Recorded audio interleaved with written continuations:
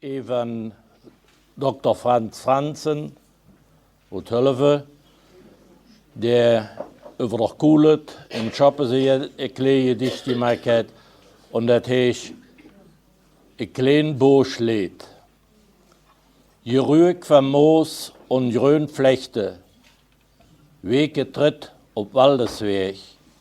Wer euch je gewollt het, wird van still, sterke Mächte.